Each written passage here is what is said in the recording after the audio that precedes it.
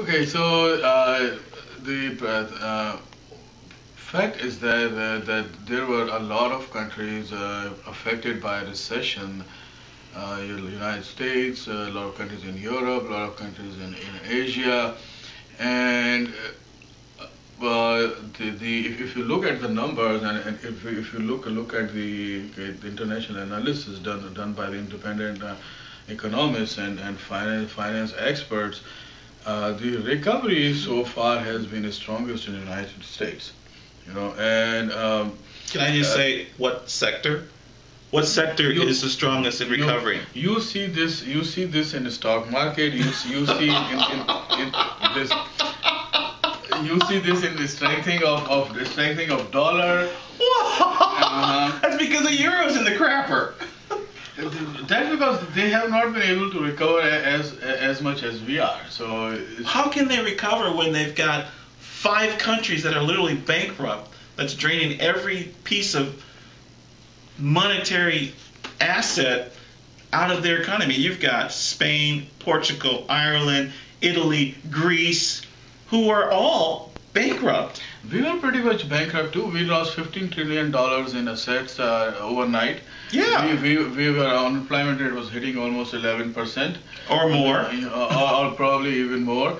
And we were, the dollar was going down every day. The trade deficit and the deficit financing was at the peak. We spent $2 trillion in saving the companies that actually caused the recession. Right, but we have a way out. How do those other countries in the European Eurozone who uses the euro itself, how do they recover? They don't have the natural resources nor the assets to actually back up what they're borrowing. They really don't. I mean, how do they come out? Because until they are actually solvent, see, the thing what do you do? The money providers like China, for example, they have a huge interest in U.S. economy because their own economy depends upon American economy. I would agree. If they are not selling in the United States, they are not making money, and their economy goes down too. Because they are basically manufacturing-based economies and export-based economies. Yeah. On the other hand, their interest in Europe is not as much, but Europe is still, if you combine all the European countries together, the European Union overall is larger than the United States. Well, to a point, I would say the whole key to the euro, though, is Germany. If Germany doesn't back everyone in the euro, then it's done. You and I know both, because if they don't say, hey, we will restructure your debt, we will change the interest rate, we will do an exchange that allows more euros to be allocated to your country, the euro's trashed if Germany doesn't back it. See, the Angela Merkel is very conservative. Yeah. And she is not ready to support the falling economies in the way that a lot of people expected in the beginning. I would agree, and I don't blame her actually, because they're parasitic type economies. They don't put anything in, they only suck out.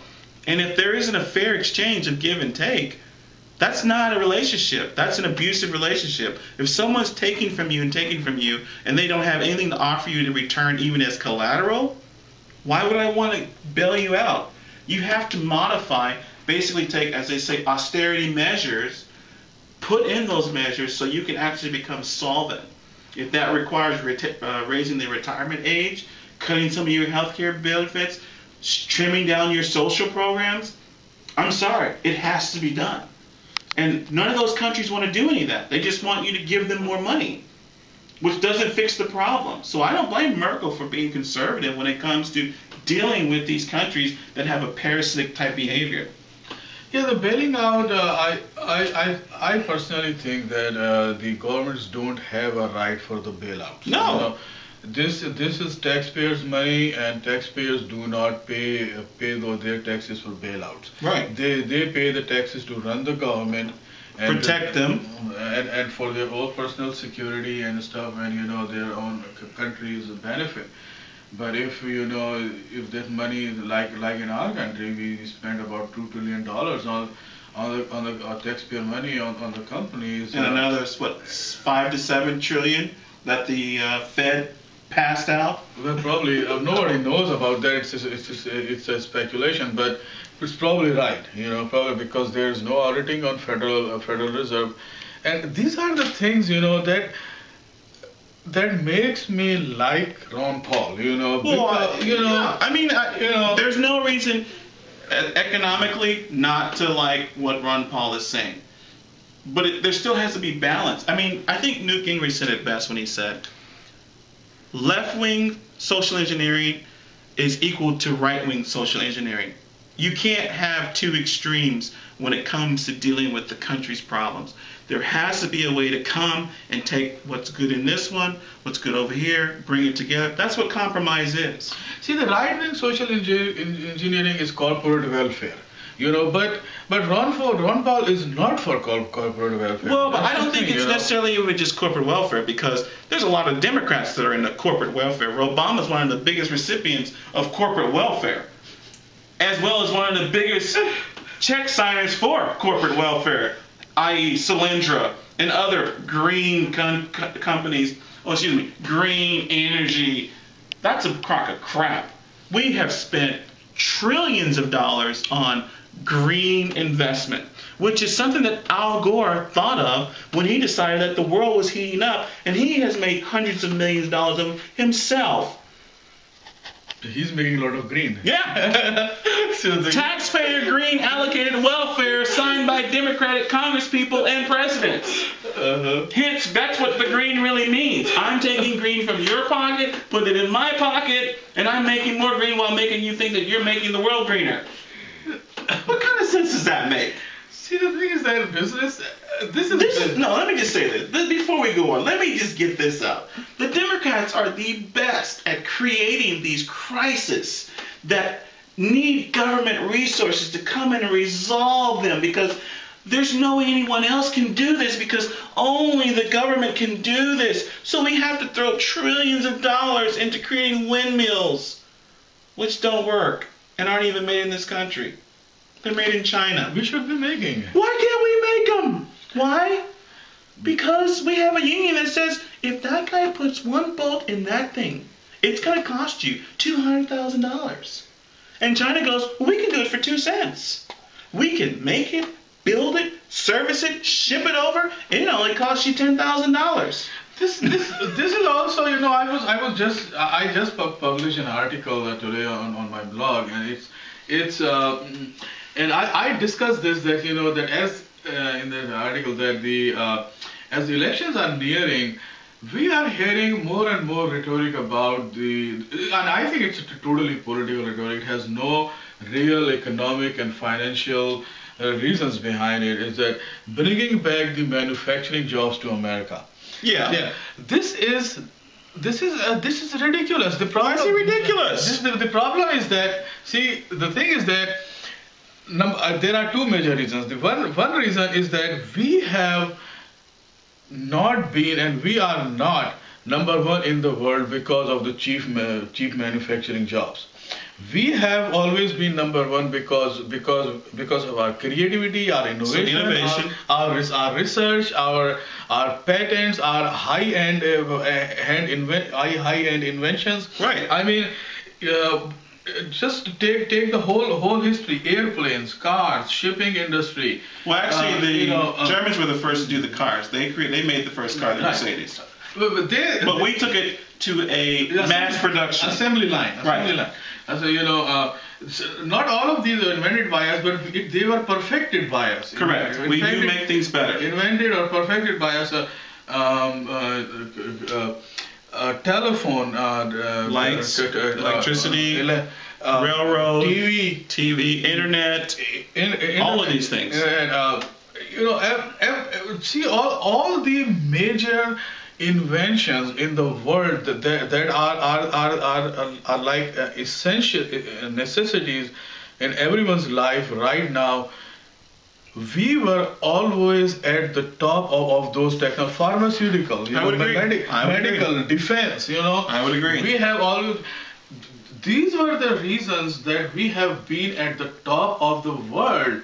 Not because we have the cheap manufacturing jobs have always been the job of the upcoming economies. For example, in 80s, everyone was saying, well, Japan is going to overtake United States and this and that and blah blah blah. But Japan was never able to do that, and they went back to the recession instead.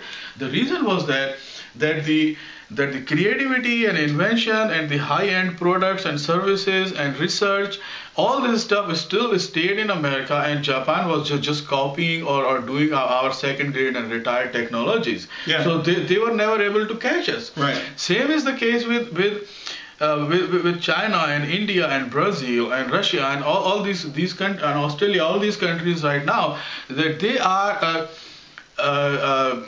not that much creativity and innovation and research. They are mostly catching up the second grade and retired technologies or expired patents and manufacturing on the basis of those and making the money because they have low cost of production.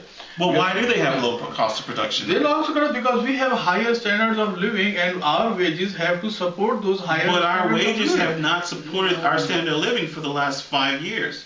I worked on a job for the last 3 years, going on 4. I didn't have a pay raise. You worked on a job. Have you had a pay raise in the last 3 years? I did. You had a cost of living which was what, 1%? I didn't have 1 year, only 1 year. But how much was collectively over the last 5 years? How much has your wages increased? My wages did not keep up with the inflation. But I'm asking you, how much did they increase? My total increase, I think, was like in 3 years about maybe 4% or 4%. 5%. So that's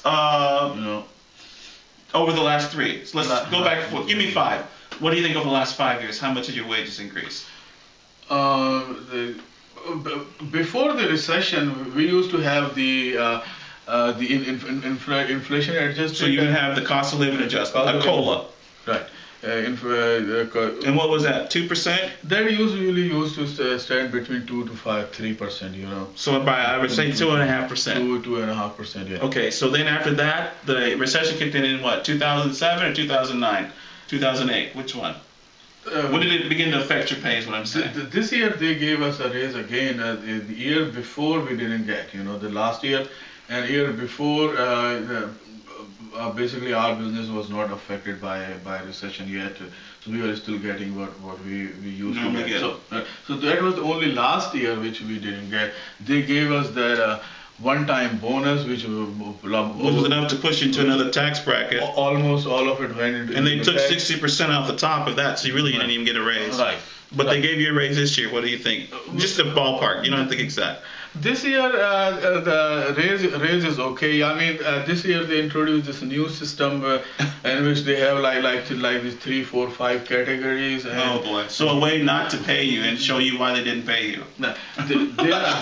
There are people in the company who didn't get any raise this year too because they fell in a category which didn't get raise. Which this whole new system of pay was structured to be able to keep a certain amount of people from not getting a raise, keep a certain people at their level, and give some a little bit to encourage them to stay. Yeah. That makes sense. The point I'm trying to make is this. I don't think our wages have transcended into our standard of living. It has not. They have not. In other words, they haven't increased incrementally. A, with inflation, which is the big, scary elephant in the room that's waiting to just jump out. B, everything around us is going up. Your natural resources, gas is going up, water is going up, food is going up.